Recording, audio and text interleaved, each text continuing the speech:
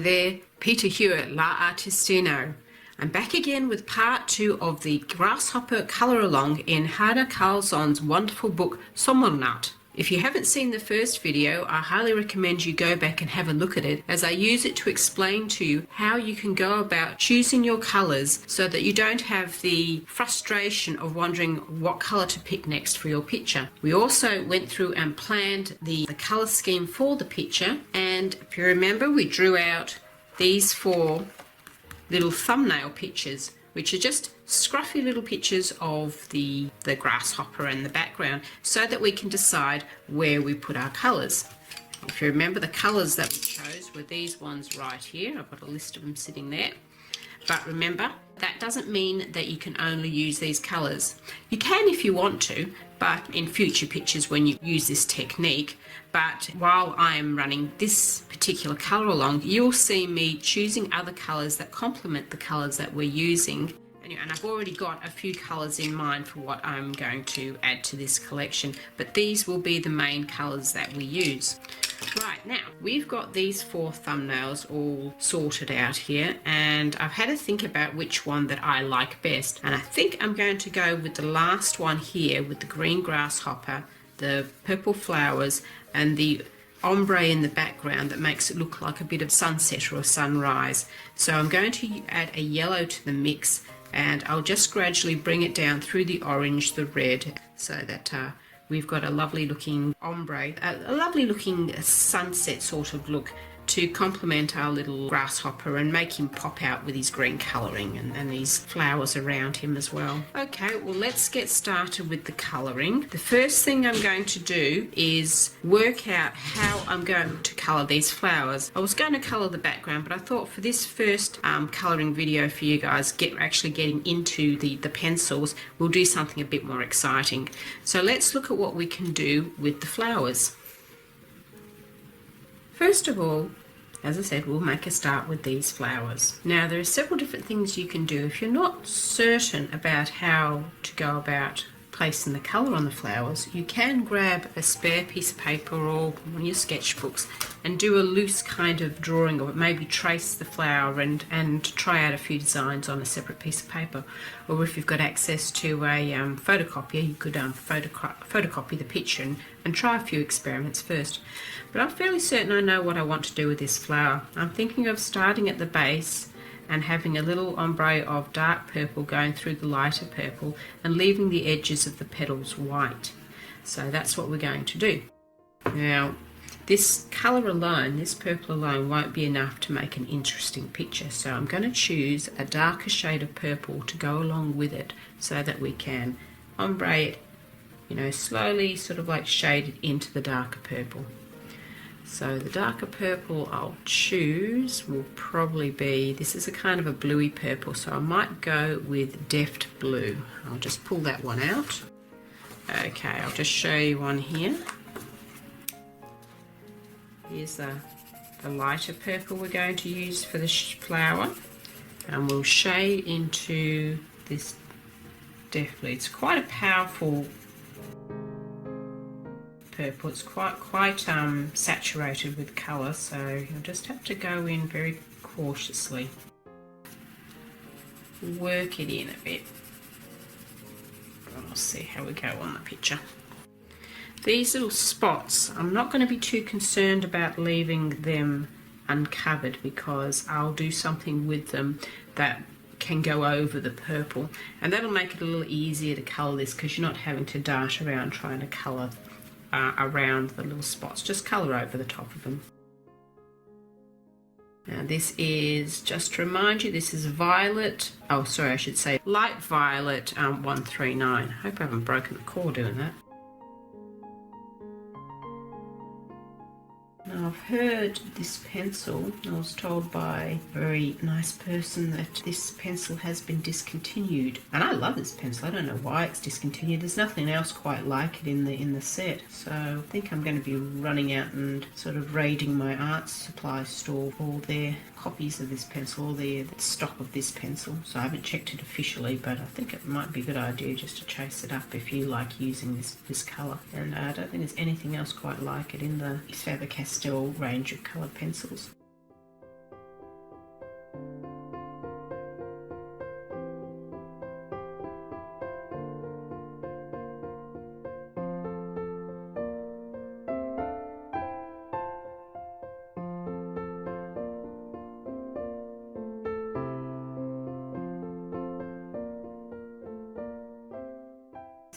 go, just putting a little bit of this at the base.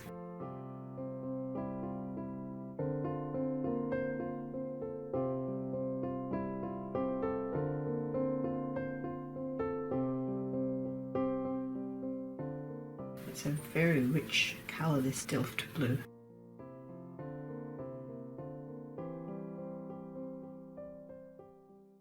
It's a very bluey purple.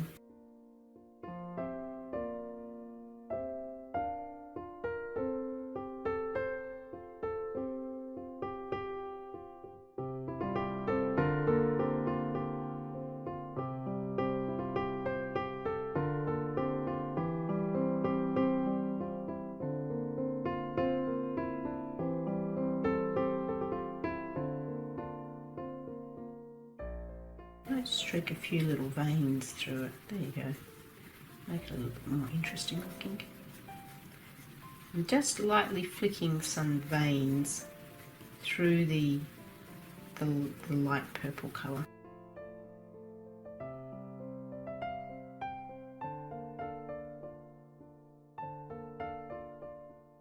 To give it more of an organic look.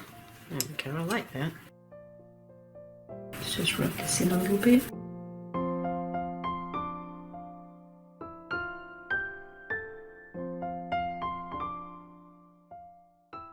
To make the effect more subtle.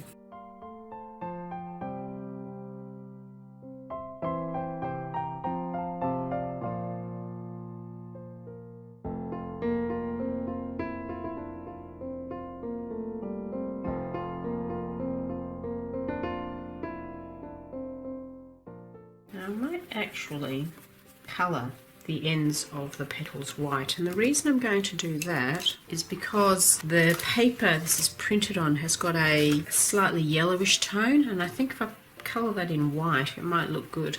I've got two whites here. I've actually got the polychromos white and the Prismacolor white, and the reason I keep the Prismacolor white in this set is that the polychromos white it's opaque, but the Prismacolor white is even more opaque. So this is a better one for white coverage over a darker colour.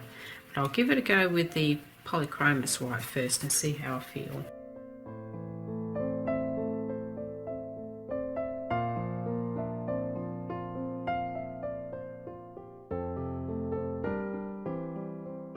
Yeah, I think the polychromos white is sufficient for this. And I might just go right back and polish the rest of the petal with the white, I think, and that will act as a blender to blend those colours together.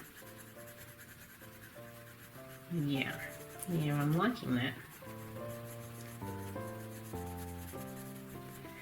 Now we're going to have a little bit of shade here where this sort of faces down. But I think I'll start off first by actually putting purple in here. I'm also thinking these stamen here I might do with the browns and yellows and a cream, but we'll see how we go. I'm just adding the light violet to the inside of the flower.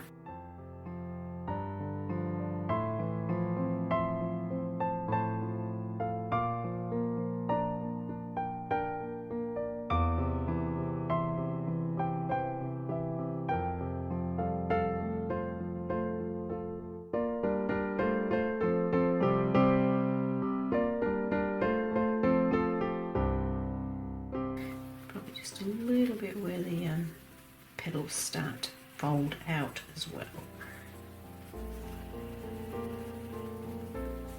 Now that's going to need to be a little darker inside there. I'll just make this a little bit more. I'm just going to make this a little bit darker at the base while I'm thinking about it.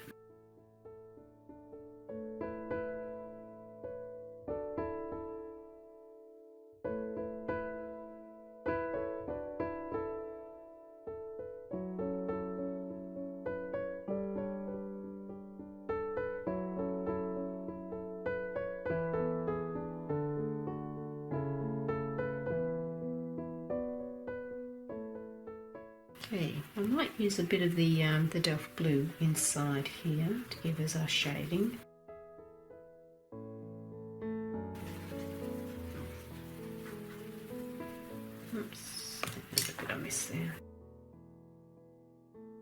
tell which one's stamen and which one's background. It's such a forest of stamens. Or which part, not background, which part's petal.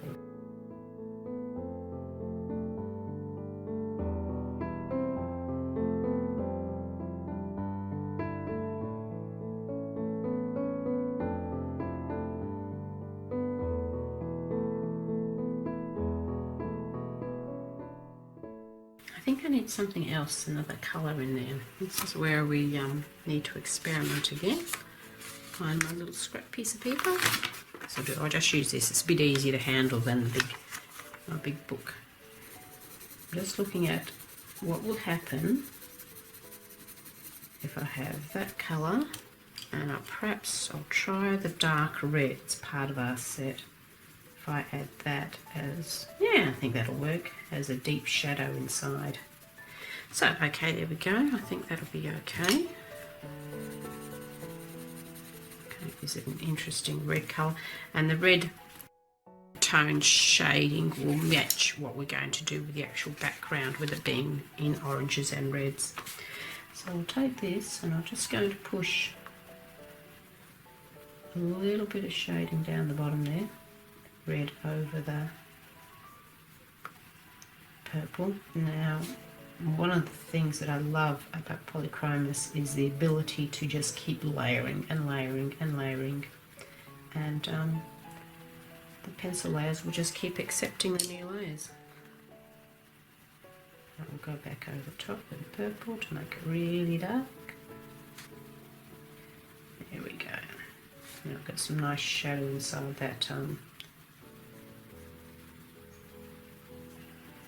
that flower. Right. Okay, we'll go with the white and we'll colour in the rest of these outside petals. I'm thinking I might just take, before I do that, I might just take the light violet and just flick a few little lines through it as well, just to give it a bit more texture. That white will really stand out once we've done the background, so don't worry too much about the if the flower doesn't look complete to you.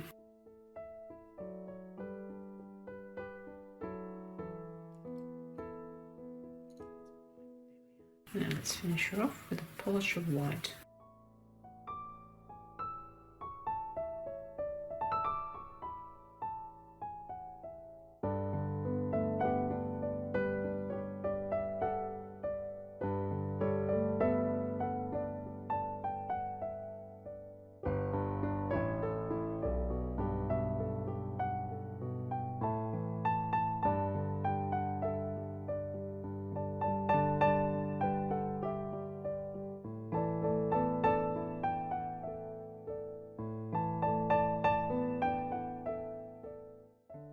Okay, we're almost finished this flower. I think what we'll do now is we'll work on the stamens to make it look complete. So with the stamens, let's have a look. The colour that we've got in the brown here is this orangey sanguine colour. So we can start with that, and I'm thinking the little bits at the end here where the bees usually visit are usually, well, the ones I remember seeing, I can think of brown colour, so I thought we would start with the brown and perhaps make it a yellow cream going down to the base. So if we pop this brown there first,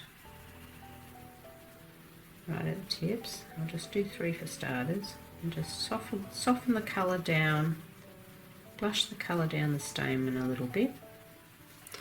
Now we'll need to select, I've got ivory here, and perhaps, let's see how cream goes. Again, I'm just going to experiment first, so we'll put the brown here, and if I put this cream on, actually I think the cream's going to look really nice with the purple, and then a little bit of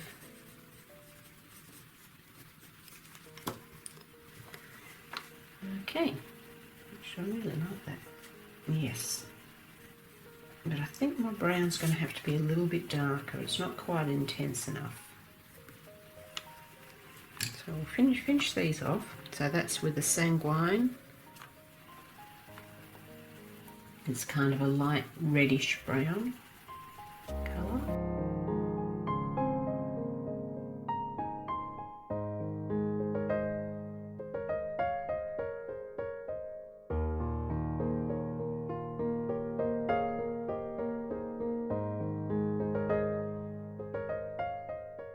And the cream.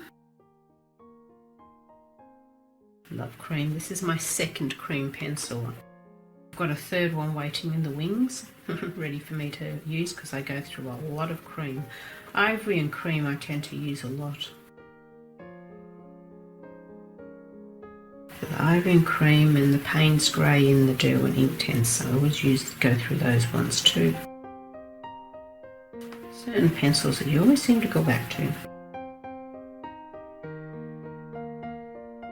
I'll just use the white a little bit on the ends here, let it coming out.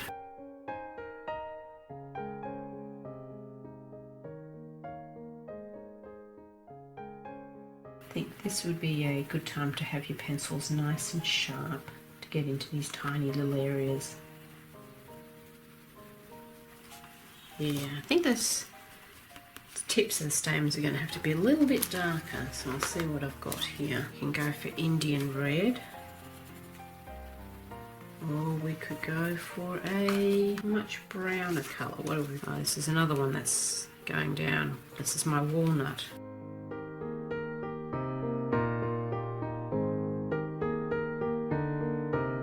I'll make it brownish.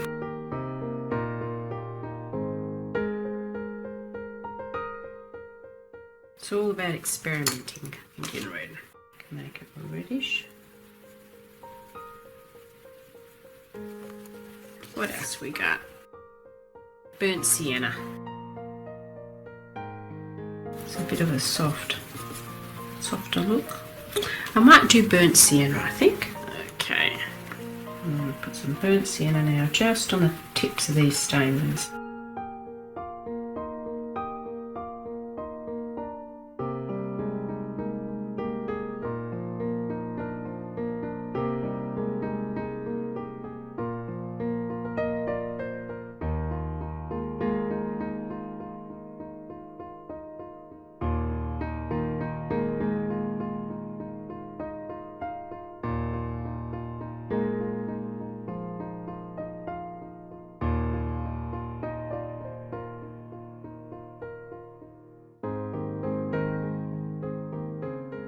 Right, yeah, that looks better. Okay, so the colours we've got for the stamens are burnt sienna, sanguine, cream, and ivory. That should have been ivory in there, not white. I think I might have used white. I'm just going to go over with the ivory to touch it up. There you are. So that's the colour for our stamens. Now I'll just go in and just clean up around the stamens, anything that's been spilt over, or any bits that we might have missed.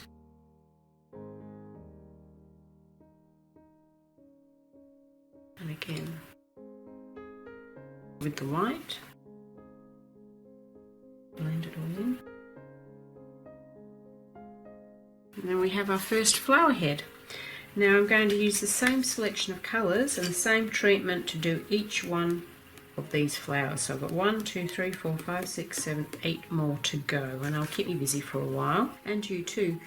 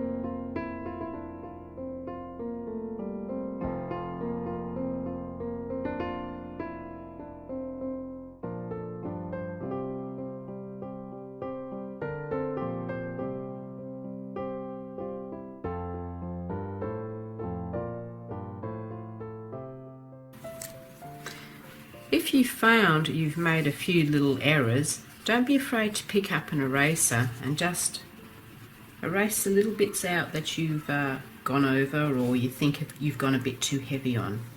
I sometimes skip the lines as well, and sometimes I'm just a little bit too heavy-handed, and I find it's really useful to have one of these pencil erasers. This is a Staedtler Mars plastic one, which is a refillable eraser, which I just picked up from the local office workshop.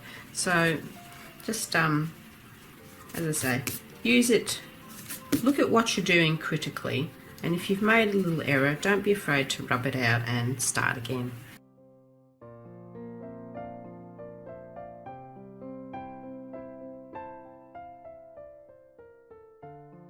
As you can see, these flowers are coming along nicely. I'm just watching myself because I'm tending to use more of the purple. I'm trying to keep the little area that I do purple on less than about 1/3 of the flower, and then extending these purple lines down for texture, trying not to get too heavy-handed with them. And I think I've gone a bit heavy on this one, so I'll just rub it back.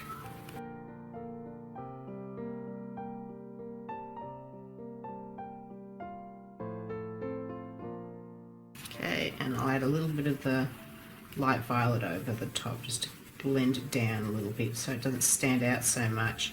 You only want a hint of these lines going down, you don't want them to dominate the flower. There, I think that's fixed that up. Put a little bit more blush around here. I think the rule of thumb you can use for this is the deft purple about 1/3 plus the lines extending up another 1/3, and of the length of the flower here, and the light violet go about 2/3 and just blush it out a little bit towards the end, so it'll smoothly lead into the white, which you're going to put over the top, which I put over the top just to blend it all down. And also the white you can actually see on this paper, so but it's very subtle, but it's definitely there.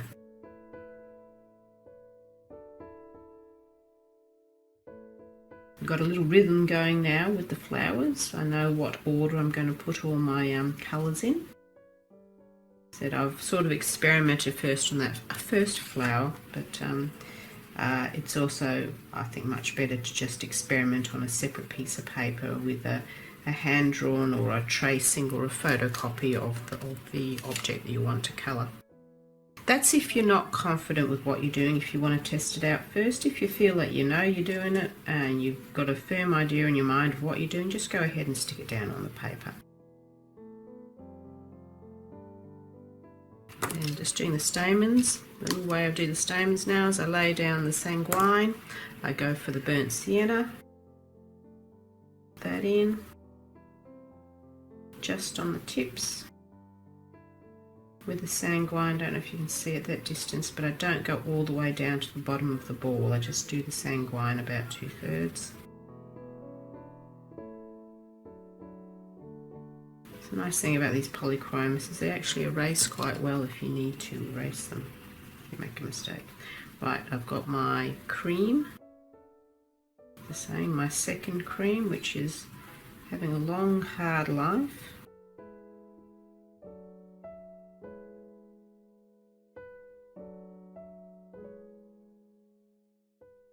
And the white to bring it all together now.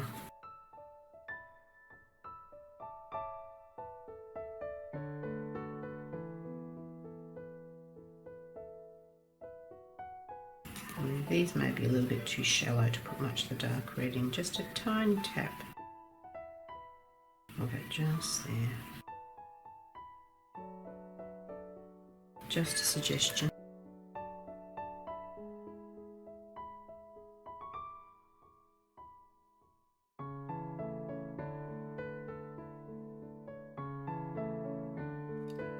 And we'll start blending all that in.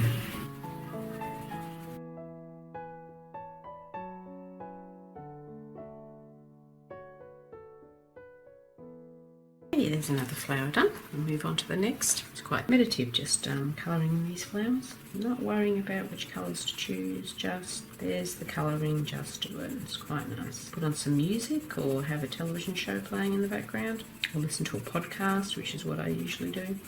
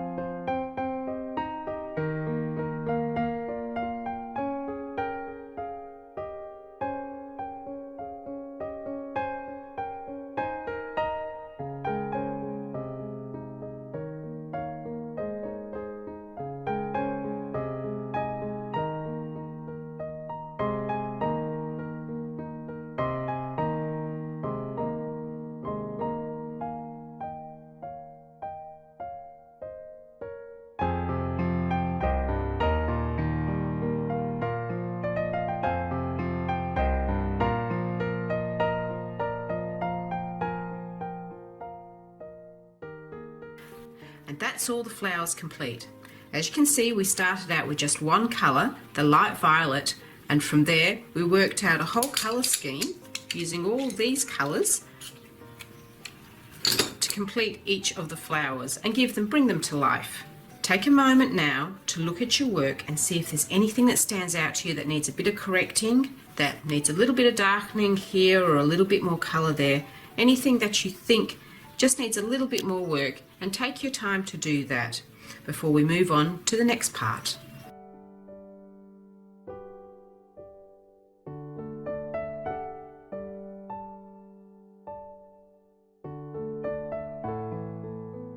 I hope you're enjoying any colouring adventures that you are currently on, and until next time, happy colouring!